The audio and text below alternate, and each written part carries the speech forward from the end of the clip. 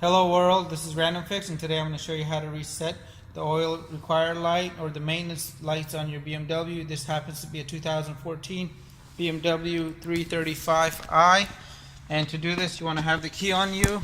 You don't need any special tools, and it's very easy. With your foot off the brake, go ahead and hit the start button, just like that, and you're going to see all these lights turn on. It says service due in 4,800 miles, right? So in this corner where my left hand is, you want to hold this button down.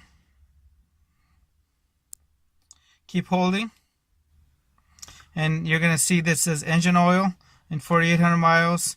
We got a vehicle inspection, front brakes, rear brakes, brake fluid, right? So I just did the engine oil on this.